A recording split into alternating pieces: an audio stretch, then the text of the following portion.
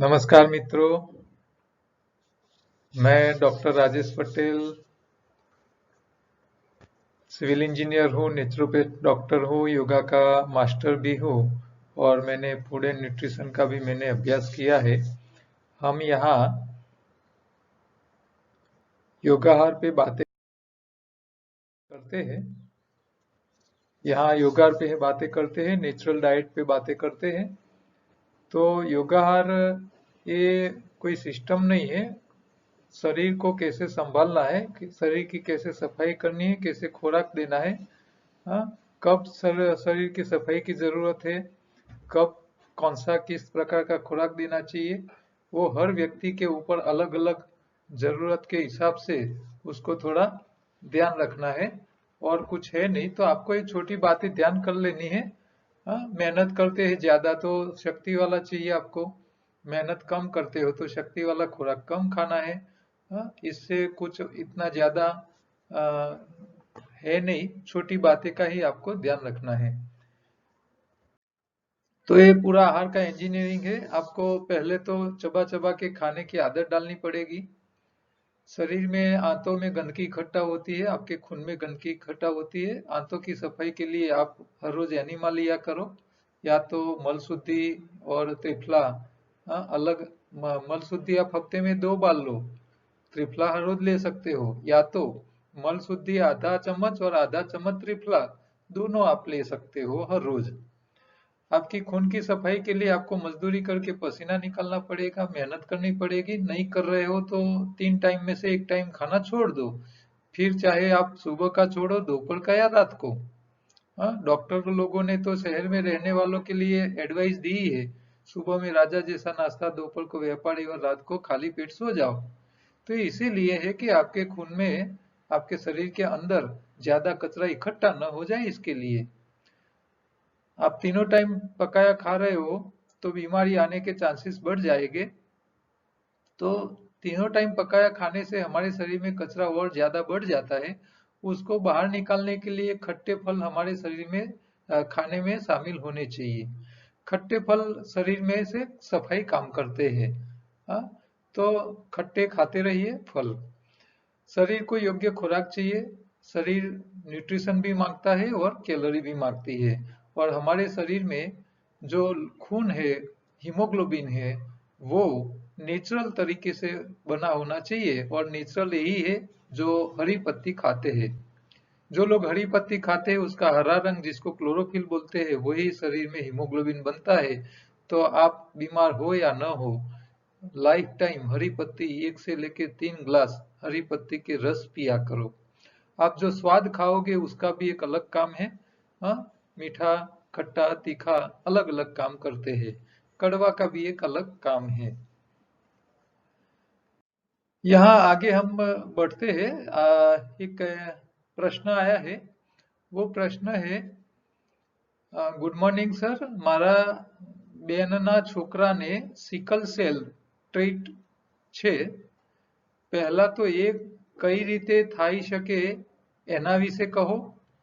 Doctor લોકો કહે છે કે આ વારસાગત બીમારી છે, તે કેટલા અંશે સાચી વાત છે?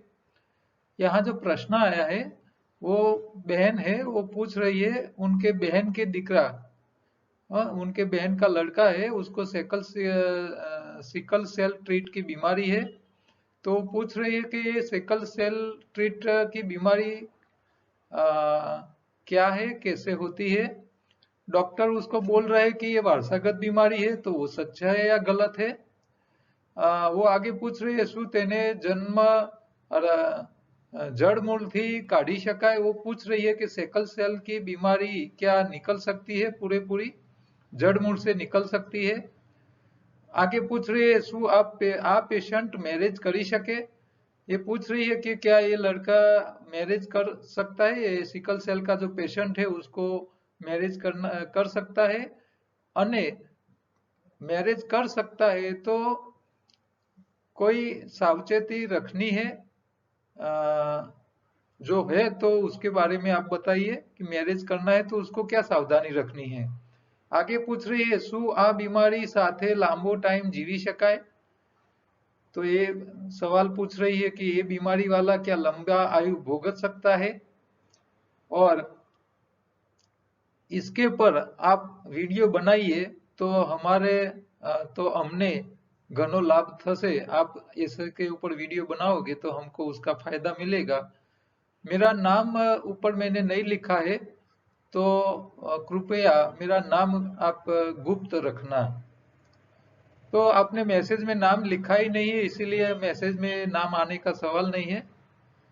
पहले हम ये पूरा सिकल सेल क्या है, वो बीमारी क्या है, उससे कैसे होती है, डॉक्टर्स क्या मानते हैं, उसके ऊपर एक एक करके हम आगे बात करते हैं।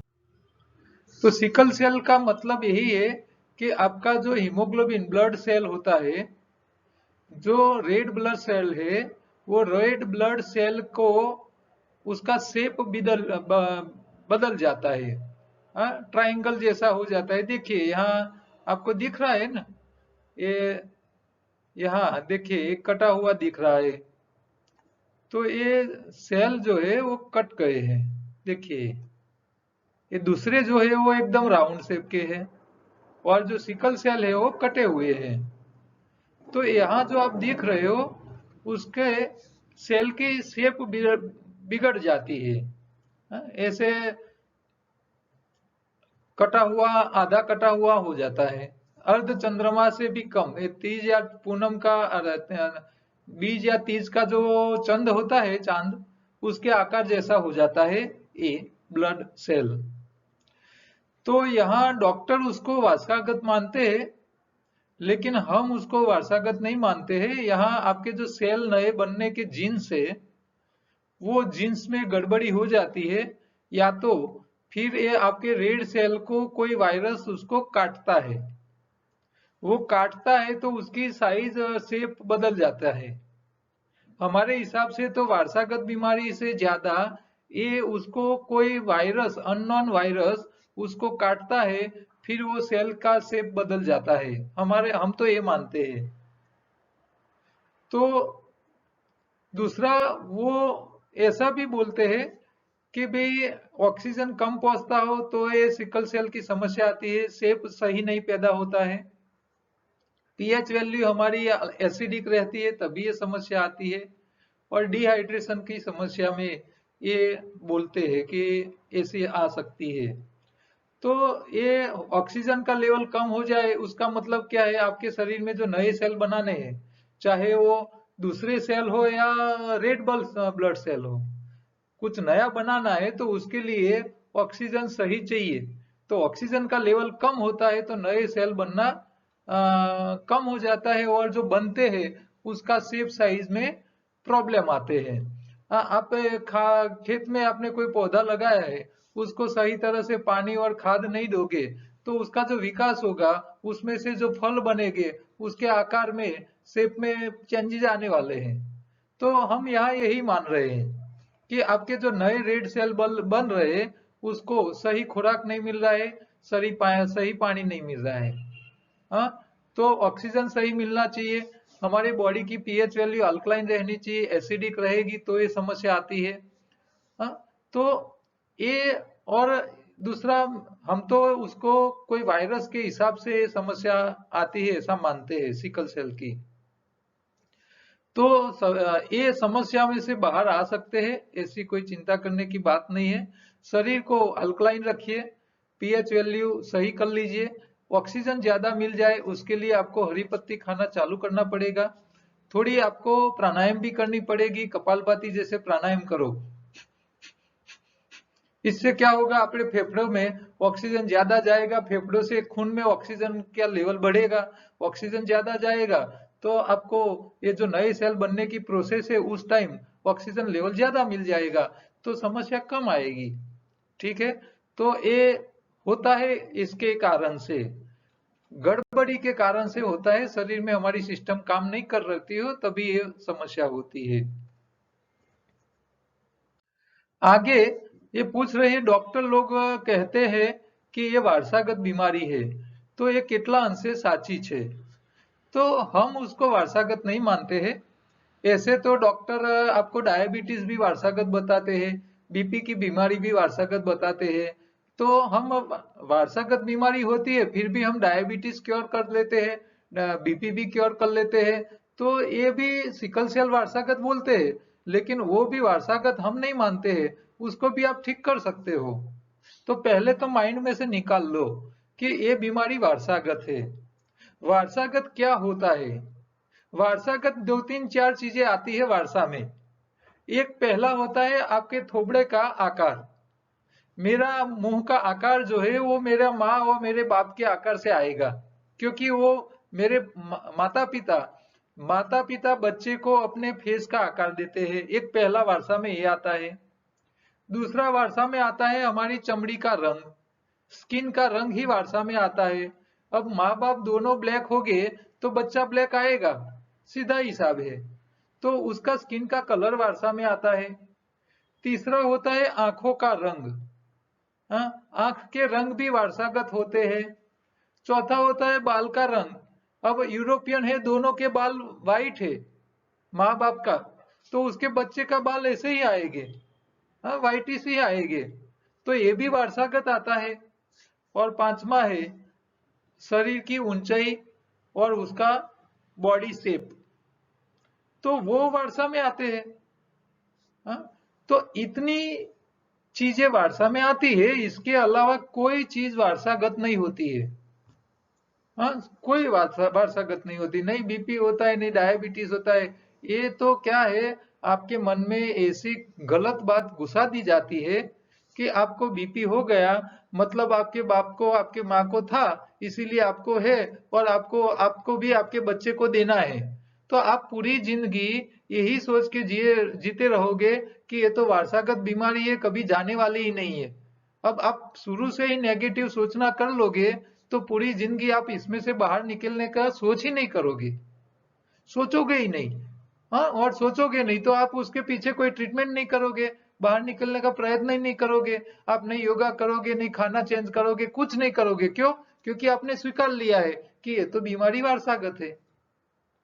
तो ये माइंड में से निकाल दो कि ये सिकल सेल की बीमारी वारसागत है। जैसे डायबिटीज बीपी वारसागत वो बोलते हैं डॉक्टर, एलोपैथी वाले बोलते हैं, हम नेचुरोपैथी वाले ऐसा नहीं बोलते हैं। ठीक है, तो इसी में से भी आप बाहर आ सकते हो। तो यहाँ देखिए सेल की दशा क्या हो गई है, उसका जो ग्रोथ होना चाहिए, उसका जो आकार बनना चाहिए वो नहीं मिल रहा है, या कोई इसको काट देता है, कोई वायरस उसको काट देता है, तो ये समस्या आती है। या आपके शरीर में जो सेल नए बनने की जो प्रोसेस है उसके अंदर कोई गड़बड़ी है, तो ये सिस्टम गड़बड़ी है, उसको ठीक कर लो, अपने आप अच्छा होना चालू हो जाएगा। तो सिकल सेल ठीक हो सकते हैं हमारे हिसाब से। मान लो वायरस है तो वायरस की कमी कर लो, वायरस बढ़ने ही दो। वायरस बढ़ते क्यों? जब कचरा बढ़ता है शरीर में कचरा बढ़ने ही नहीं दो। तीनों टाइम पकाया खाओगे, गंदा खाओगे, शरीर के पास कुछ काम नहीं कराओगे, शरीर में कचरा इकट्ठा होता जाएगा तो वायरस बढ़ेंगे। हाँ, सच्चा खाना दे दो, पकाया एक ही टाइम दो, तीनों टाइम मत दो, जो बाकी खाना है वो कच्चा खाइए। हाँ, तो आपके शरीर में वायरस बढ़ेगी ही नहीं, तो समस्या रहेगी नहीं। वायरस से हो रहा है तो वो भी समस्या निकल जाएगी। आपकी सेल नए बनने की सिस्टम में गड़बड़ी है तो वो ठीक हो जाएगी, तो नए सेल बनाएंगे, वो सही सेल बनेंगे। ठीक है, तो यहाँ आप चिंता मत कीजिए। और मान लो कि भाई यही ऐसा वारसागत होता है और ये जीन्स से होता है, तो जितने सेल बनते हैं वो सारे ऐसे ही बनेंगे। लेकिन यहाँ तो क्या होता है, आपके खून में जो सिकल सेल है उसकी परसेंटेज आधी या कम होती है, बाकी तो 50% और इससे ज्यादा तो सही सेल है। तो जो बन रहे हैं आधे अच्छे बने और आधे गलत बने, ऐसा तो हो नहीं सकता। आपके शरीर में जो मशीन जो चीज बना रही है तो बनाएगी तो सही बनाएगी, या तो बनाएगी तो सारे गलत बनेंगे। हाँ, आधे अच्छे बने आधे गलत बने ऐसा हो नहीं सकता।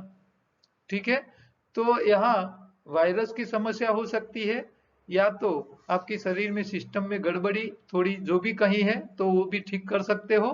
तो ऐसी चिंता मत कीजिए कि ये वारसागत है और सही नहीं हो सकते। आगे पूछ रहे हैं, શું તેને જળમૂળથી કાઢી શકાય? हाँ, क्यों न निकाल सकते हैं। आप ये लोग बोल रहे हैं कि ऑक्सीजन की कमी है, तो ऑक्सीजन की कमी पूरी करो। आप हरी पत्ती खाना चालू करो, आपके शरीर में जो क्लोरोफिल जाएगा वही सीधा रेड ब्लड सेल आपका हीमोग्लोबिन बनेगा, और हीमोग्लोबिन नया बनेगा तो ऑक्सीजन का लेवल ऑलरेडी बढ़ जाएगा, आपको शरीर में समस्या आएगी ही नहीं। ऑक्सीजन लेवल बढ़ेगा तो अच्छे नए सेल क्यों नहीं बनेंगे। हाँ, आपके पीएच वैल्यू, आप कच्चा खाइए, आप कच्चा खाओगे तो अल्कलाइन हो जाएगा, एसिडिटी कम हो जाएगी बॉडी में, तो प्रोडक्शन सही हो जाएगा, शरीर में मेंटेनेंस अच्छा हो जाएगा। हाँ, और डिहाइड्रेशन होगा ही नहीं, कच्चा खाते हैं तो पानी मांगता ही नहीं शरीर। हाँ, जब आप सबको पता है, आप जब कच्चा खाते हो तो आपका शरीर पानी भी नहीं मांगता है, प्यास भी नहीं लगती है, तो डिहाइड्रेशन का सवाल नहीं, क्योंकि कच्चे में 60% से लेकर 90% वाटर कंटेंट होता है। जो भी हम कच्चा खाते हैं इसमें पानी का पोर्शन ज्यादा होता है। हम 1 किलो भोजन कच्चा खाते हैं तो इसमें 80%, हाँ, 800 ग्राम तो पानी ही पीते हैं, बाकी 200 ग्राम ही कच्ची चीज जाती है। तो यहाँ डिहाइड्रेशन का भी सवाल रहता नहीं है। तो ये आपकी बीमारी निकल सकती है। आपको सिर्फ डाइट सिस्टम पे ध्यान रखना है, आंतों की सफाई, खून की सफाई और सही खुराक देना है। आगे पूछ रहे, શું આ पेशेंट मैरिज કરી શકે? हाँ, क्यों नहीं कर सकते। आपको शरीर में समस्या है, अभी लड़का है, वो अभी से ट्रीटमेंट चालू कर ले, डाइट सिस्टम पे आ जाए, वो ठीक हो जाए, फिर मैरिज क्यों नहीं कर सके। आप माइंड में से निकाल दो कि ये बच्चे को सिकल सेल की बीमारी है और वो मैरिज करेगा, उसके बच्चे भी ऐसे ही बीमारी वाले आएंगे, ऐसा मगज में से निकाल दो। हाँ, आप लंबी दूरी तक का मत सोचो, अभी इसको खाना पीना चेंज करवा लो, उसको ठीक कर लो, फिर वो आपको आप उसका मैरिज भी कर सकते हो, वो बच्चा भी पैदा कर सकते हैं। हाँ, उसको कोई सावचेती रखने की भी जरूरत नहीं है। हाँ, ये सब आप कर सकते हो। आप जो भी जिसके साथ लगन करवाते हो तो उसको भी डाइट सिस्टम पे रखने का, और ये भी डाइट सिस्टम पे रहेगा तो बच्चे भी अच्छे पैदा होंगे। हाँ, ऐसा है नहीं कि भी लगन नहीं कर सकते। तो चिंता किए बिना पहले तो बच्चे को ठीक कर लो, डाइट सिस्टम फॉलो करवा लो, वो ठीक हो जाए फिर आप मैरिज करो, और इसमें कोई टेंशन लेने की बात नहीं है। आगे पूछ रहे कि શું આ બીમારી સાથે લાંબો ટાઈમ જીવી શકાય? तो यहाँ आप जो सवाल कर रहे हो, आपके सवाल में ये भी है कि भी ये बीमारी पूरी जिंदगी तक रहने वाली है। तो ये पहले तो ये माइंड में से निकाल दो, पहले में माइंड में से निकाल दो कि ये पूरी जिंदगी रहने वाली है। अब डाइट सिस्टम पे आ जाइए, धीरे धीरे करके निकल जाएगी। और रही दूसरी बात, तो मैंने देखा है कि 94 इयर्स का सिकल सेल का पेशेंट, वो रिकॉर्ड है। ज्यादातर डॉक्टर बोल रहे हैं कि भाई 50 साल में सिकल सेल वाले गुजर जाते हैं, वो ज्यादा लंबा जी नहीं पाते। तो इसीलिए जिंदा नहीं रह पाते हैं, क्योंकि वो अपने शरीर की बीमारी ठीक नहीं कर पाते हैं। अच्छा, डॉक्टर ने किसकी डायबिटीज मिटाई बताओ, किसकी बीपी की गोली बंद करवाई बताओ। तो जब डायबिटीज बीपी नहीं मिटा सकते तो सिकल सेल की बीमारी भी नहीं मिटा पाते। अब वो बीमारी नहीं मिटेगी तो वो 50 साल जिएगा, 45-50 साल में खत्म हो जाएगा। लेकिन जो सही खुराक देता है, सही वो रखता है, तो वो लंबा भी जी सकता है। ऐसी कोई समस्या नहीं है कि आप लंबा नहीं जी सकते हो। हाँ, रिकॉर्ड है 94 इयर्स तक का पेशेंट सिकल सेल के साथ जिया है। हाँ, वो अपना खान पान अच्छा रहेगा तो लंबा जिएगा। हाँ, आपको डायबिटीज है, लेकिन आप कंट्रोल में रखोगे तो लंबा जीने के चांसेस है। लेकिन आप फिर डायबिटीज कंट्रोल नहीं कर पाओ, उसको मिटाओगे नहीं, तो जल्दी खत्म हो जाओगे। हाँ, छोटी सी और सिंपल लॉजिक की बात है, चिंता करने की जरूरत नहीं है। पहले तो माइंड में से ही निकाल दो कि बीमारी नहीं मिट सकती। तो आपको ये हार्ट का इंजीनियरिंग समझ लेना है। वो पेशेंट जो है, बच्चा है, उसको एनिमा देते रहिए, एक टाइम का उपवास करवाइए, जो बड़ा बच्चा है तो। हाँ, 20 साल से कम उम्र वाला है तो 3-4 घंटे का उपवास कराइए, और उसको दोपहर से लेके शाम तक कच्चा फल खिलाइए, कच्ची चीजें खिलाइए। हरी पत्ती सबसे ज्यादा खिलाओ, क्यों? क्योंकि उसको हीमोग्लोबिन नया बनाना है। हाँ, तो हरी पत्ती सबसे ज्यादा बनानी है खाने में उसको, और बाकी सब चीजें खानी है उसको कच्चे में, ऐसा नहीं है, ठीक है। डेयरी प्रोडक्ट बंद करवा लेना। क्यों? क्योंकि डेयरी प्रोडक्ट हमारे शरीर में वायरस बढ़ाने के लिए बहुत ज्यादा जिम्मेदार है। पकाया एक ही बार खिलाइए, पकाया बार बार खिलाओ, मान लो आपका सिकल सेल की समस्या के पीछे कोई वायरस है, तो आप ज्यादा खिलाओगे, पकाया खिलाओगे, डेली खिलाते रहोगे तो वायरस शरीर में से जाने वाला नहीं है, तो नए सेल को भी काटता रहेगा और उसका शेप बिगड़ता जाएगा। तो पहले तो ये करवाइए, हर हफ्ते उसको उपवास भी कराइए, बहुत जरूरी है, क्योंकि शरीर में वायरस है तो वायरस उपवास से काफी जल्दी कम हो जाते हैं। हाँ, हमने देखा है कोरोना के पेशेंट ने 24 घंटा उपवास करके अपने कोरोना में से सिम्टम से बाहर आए हुए पेशेंट हमारे पास है। हाँ, उपवास कर लिया, शरीर में से वायरस खत्म। आपको गला पकड़ गया मतलब सर्दी हो गई, हाँ, कफ बढ़ गया, कफ क्या है तो सर्दी का वायरस है। हाँ, तो ये वायरस क्या है, तो वायरस को खाना बंद बंद कर लो, खाना बंद करो। आपने कल सुबह में गला पकड़ा है, शाम तक उपवास कर लो, शाम तक खुला हो जाएगा, कचरा अंदर जाना बंद हो जाएगा, अपने आप जल्दी ठीक हो जाओगे। आंतों की सफाई करते रहिए, हाँ, और खून की सफाई, ये दोनों सफाई करो, सही खुराक देते रहिए, कोई समस्या ही है ही नहीं। ठीक है, सिकल की सेल की समस्या मनुष्य को ही है, दूसरे कोई प्राणियों को कोई नहीं है। हाँ, क्यों नहीं है, क्योंकि वो नेचुरल फूड खाते हैं। हाँ, पकाया फूड नहीं खाते हैं, मनुष्य ही पकाया तीनों टाइम खाता है, इसीलिए समस्या है। तो चिंता मत कीजिए, सिकल सेल में से आप बाहर आ सकते हो। आगे एक प्रश्न है, રાજેશ સર નમસ્કાર, સ્વાસ્થ્ય બાબતનો એક સરસ વિચાર એક બુકમાંથી વાંચવા મળ્યો, જે આપને મોકલું છું। एक भाई है, उन्होंने एक मैसेज मुझे भेजा है, उनको कई बुक में पढ़ा था कि તમારા સ્વાસ્થ્યની કાળજી માટે શરીરમાં કોઈ પણ વસ્તુ નાખતા પહેલા ચકાસી લો। तो सही बात है, हम गाड़ी में पेट्रोल डालते हैं तो पहले पेट्रोल सही दे रहा है या भेड़सेल वाला दे रहा है हमको पता होना चाहिए। हाँ, जो पेट्रोल पंप वाला भेड़सेल वाला पेट्रोल डालता है तो हम वहां नहीं जाते, तो हमारे शरीर को भी भेड़सेल वाला वस्तु नहीं चाहिए। जो भी खाना है वो चेक करो कि ये खाने लायक है या नहीं है, वो तो हर व्यक्ति की जिम्मेदारी है। वो आगे लिख रहे हैं कि एक तो खुराक जो खाना है उसको भी चेक कर लो, दूसरा आगे लिख रहे कि शरीर में लागनी भी, वो तो उसको भी चेक करो। आपके अंदर मगज में जो विचार डालने हैं तो उसको भी चेक कर लो, और कोई भौतिक चीज है तो उसको भी चेक कर लो कि ये आपके काम की है कि नहीं है। तो फक्त सात्विक आहार लेने से ही शरीर अच्छा नहीं रहता है, आपको अच्छी सुनना पड़ता है, अच्छे विचारों को सुनना पड़ता है, अच्छा पढ़ना पड़ता है, अच्छा सुनना पड़ता है, अच्छा देखना पड़ता है। तो ये सारी बातें आपको आपकी हेल्थ अच्छे रखने में फायदा करते हैं। तो ये भिखा भाई पटेल करके है अहमदाबाद के, उन्होंने मैसेज हमको भेजा है। वो एनडीएस के साधक है और हमारे हर रोज नियमित वीडियो देखते हैं। उन्होंने आगे एक लिखा है, सर एक विनंती है, आप इस सब गुल के पर एक माहिती आप दे देना। और दूसरा उन्होंने आगे लिखा है कि आपके कहने के हिसाब से चबा चबा के खाने का खाना चाहिए, लेकिन मैं चबा चबा के खाने का प्रयत्न करता हूँ। हाँ, तो थोड़ा चबा लेता हूँ लेकिन ज्यादा टाइम चबा नहीं पाता हूँ, मेरा खाना जल्दी खत्म हो जाता है। तो मेरी आदत सालों पुरानी जल्दी खाने की थी, तो मैं ज्यादा समय खाने का नहीं दे सकता हूँ, तो उसके लिए क्या करना चाहिए, उसके ऊपर सूचन मांगा है उन्होंने। तो आपको इसमें कुछ करने का नहीं है। अब जब खाने बैठो तो आपका ध्यान जो है वो आपके मुंह पे रहना चाहिए। आपने जो भी खुराक मुंह में रखा उसको इतना चबाओ चबाओ चबाओ चबाओ, हाँ, माइंड यही सेट करके रखो और वो खाते खाते प्रवाही हो जाना चाहिए। अच्छा, आप खुद अपना ध्यान नहीं रख सकते हो तो आप आपकी पत्नी के साथ खाने बैठो, आपके बच्चे के साथ खाने बैठो। अच्छा, आप मुंह में रखो और आप जो जितनी बार चबाते हो उसकी काउंटिंग बोलो, आपकी पत्नी करे सामने बैठी हुई, वो आपका मुंह को गिनती रहेगी कि आपने ये खुराक को इतनी बार चबाया।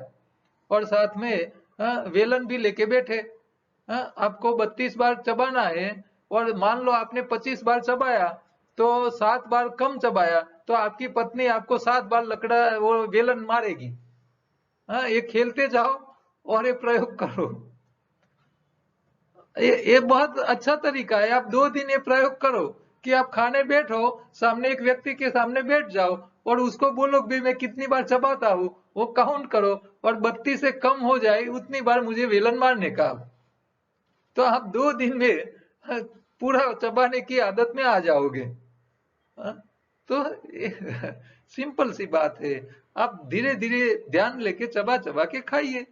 आप दूसरे काम में जितना ध्यान रखते हो इतना खाने में ध्यान रखो। आप धंधा करते हो तो इसमें ध्यान रखते हो भी नुकसान न हो जाए। अच्छा, आप सब्जी लेने जाते हो तो सब्जी वाले के पास खड़े रखते, वो कम ना दे, सड़ा हुआ सब्जी आपको न दे दे, इसकी भी ध्यान रखते हो। तो खाने में इतनी ध्यान नहीं रख सकते? हाँ?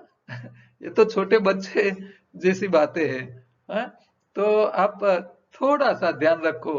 हाँ, इसके लिए आपको एक बढ़िया सूचन मैं दे सकता हूँ। जिन लोगों को ये समस्याएं है, चाहे किसी भी प्रकार की, चबाने का टाइम नहीं दे रहे हो, आपको किसी भी प्रकार की समस्या हो, तो उसका एक छोटा सा सिंपल कॉमन सॉल्यूशन है, और वो है आप धीमी, लंबी और ऊंडी श्वास लेने की प्रैक्टिस बढ़ाओ। एक छोटा सा प्रयोग बस, आपकी दुनिया की, आपके जीवन की सारी समस्याओं का समाधान एक ये छोटी सी प्रैक्टिस से चली जाएगी। आपको कोई चीज अच्छी खाना नहीं अच्छी लगती है, आप धीमी, लंबी और ऊंडी श्वास लेने की प्रैक्टिस करो, वो भी आप खा पाओगे। आप धीमे धीमे चबा चबा के खाने की प्रैक्टिस बढ़ेगी। आपके मन में जो दूसरे लोगों को देख के पैसा ज्यादा कमाने की लालच है, दूसरे का देख के ऐसी चीजें लाने की, बड़ा बंगला बनाने की लालच आ रही है, तो ये सारी आपकी इंद्रियों करवा रही है। और इंद्रियों को काबू करने के लिए आपके पास एक यही अच्छा रास्ता है, धीमी, लंबी और ऊंडी श्वास लो। धीरे धीरे श्वास भरो, धीरे धीरे निकालो। हर मिनट आप 12 से 14 से 16 बार श्वास लेते हो और छोड़ते हो, उसको जितना हो सके इतना स्लो करो बस। तो वो श्वास को स्लो करने के लिए आपका ध्यान यही रखना पड़ेगा, तभी आप स्लो कर पाओगे। आप श्वास स्लो कर लोगे तो दुनिया की सारी समस्याओं में से आप बाहर आ सकोगे।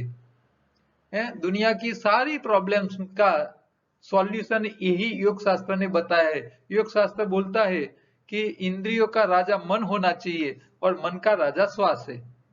बस ये दो वाक्य में पूरी दुनिया की समस्या शामिल हो जाती है, उससे सारी समस्याओं का समाधान यहाँ से मिल जाता है। धीमी, लंबी और ऊंडी श्वास लेने की प्रैक्टिस डालो, यही मेडिटेशन है। और जब कोई व्यक्ति कुछ भी काम करने के लिए जब ध्यान देके काम करता हो, मान लो आप रसोई भी बना रहे हो, रोटी बना रहे हो, तो उस टाइम आपका श्वास हमेशा, जो आप इसमें ध्यान रख के करते होगे, तो आपका श्वास हमेशा स्लो होगा, धीमे ही चलता है। तो जो काम आप ध्यान देके कर रहे हो, उस टाइम आपका श्वासोश्वास स्लो चलता है, तभी आप उसको ध्यान देके कर सकते हो। आपका श्वास जब ज्यादा चलता है, फास्ट, तो आपके जो काम हो रहा है उसमें गड़बड़ी हो जाती है। हाँ, जब मानस व्यक्ति गुस्से में आ जाता है तब उसके श्वासोश्वास फास्ट हो जाते हैं, और फास्ट श्वासोश्वास में वो कौन काम कर देगा, कौन सा एक्शन ले लेगा, उसका उनके खुद का उसके ऊपर कंट्रोल नहीं होता है। ये किसी को मार देगा, किसी का खून कर देगा। तो जिसका श्वास कंट्रोल में नहीं रहता है, वो उसके कर्म के ऊपर उसका कोई कंट्रोल नहीं होता है। हाँ, तो ये ध्यान ध्यान कहीं सीखने जाने की जरूरत नहीं है। हम हर रोज अपने बच्चे को बोलते हैं, हाँ बेटा ध्यान देके कर, ध्यान लेके पढ़ाई कर, ध्यान लेके ध्यान ध्यान रखना, साइकिल चलाना है ध्यान रखना। तो ये आप एडवाइस दे रहे हो, यही मेडिटेशन है। हाँ, आप ध्यान रख के जो काम करते हो वही मेडिटेशन है। और मेडिटेशन आपकी इंद्रियों को कंट्रोल करता है, और मेडिटेशन के टाइम आपका श्वास स्लो हो जाता है।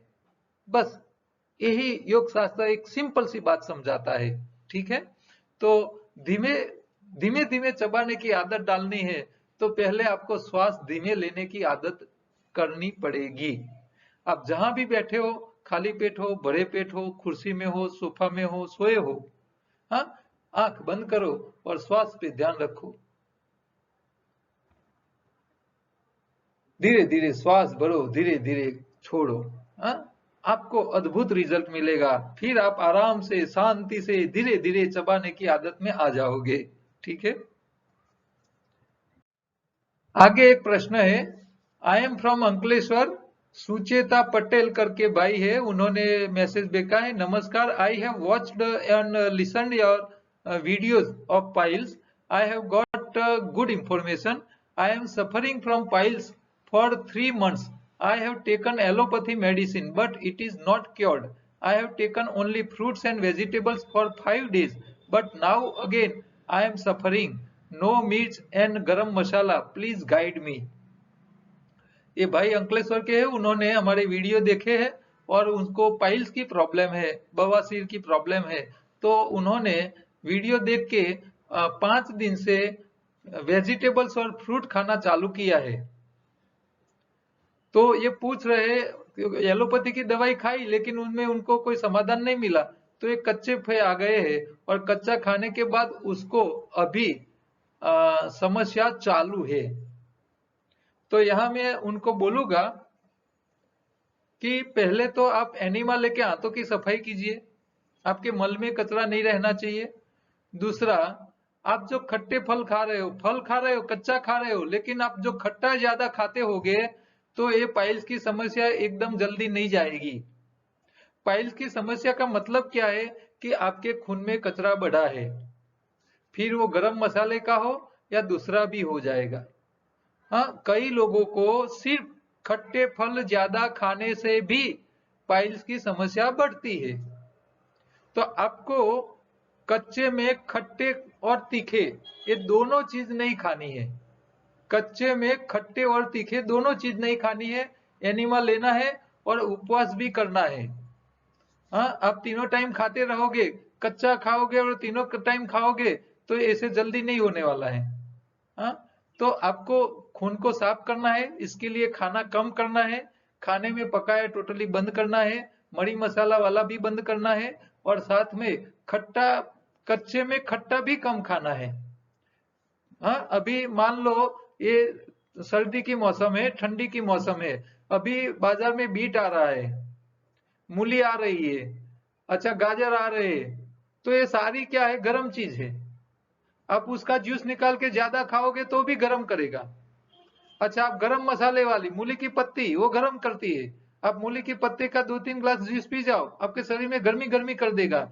तो गर्मी करने वाले सारे कच्चे खुराक भी आपको पाइल्स को बढ़ावा दे सकते हैं। तो एक तो गर्म पदार्थ जो नेचर वाले गर्म है वो कम खाने हैं, और साथ में खट्टे भी कम खाने हैं, और साथ में तीखी चीजें भी कम खानी है। खुराक को कम करो, शरीर को सफाई होने का मौका दो। आप 2 ही टाइम खाइए, कम खाइए, और हो सके इतना लंबा उपवास कीजिए, और आपको अच्छा रिजल्ट चाहिए तो 1 दिन पूरा निर्जला कर लो। हाँ, एनिमा लेते रहो और निर्जला कर लो, आपको जल्दी राहत हो जाएगी। हाँ, जैसे ये टॉन्सिल, मुंह में गले में काकड़े टॉन्सिल फूलते हैं, वैसा पाइल है। शरीर में कचरा बढ़ता है तो टॉन्सिल भी बढ़ता है और पाइल्स भी बढ़ते हैं। ठीक है, खाना बंद करोगे। हाँ, और खाने में इतना ध्यान रखो, सिर्फ कच्चा खाने से फायदा मिल जाते हैं ऐसा नहीं है। कच्चे में छोटी गलती करोगे तो भी समस्या जल्दी जाएगी नहीं। ठीक है, तो आपको ये आहार का इंजीनियरिंग ध्यान रखना है। कचरा इकट्ठा हुआ है इसीलिए समस्या है, कचरा मतलब खुराक डालना बंद करो तो आप जल्दी ठीक हो जाओगे। हाँ, इसीलिए तो आयुर्वेद ने लंघनम परम औषधि बताई है। आपको कुछ भी हो गया, जो भी समस्या आई, जुकाम हो, गले में काकड़ा, टॉन्सिल फूल गए हैं, पाइल्स हो गए हैं, या बुखार आया है, या कुछ भी हो गया है, आप खाना बंद कर लो। सिंपल सा नियम यही है। लेकिन हमको क्या करना है, खाना भी है और ठीक हो जाना है। ये दोनों काम एक साथ कभी नहीं हो सकेंगे।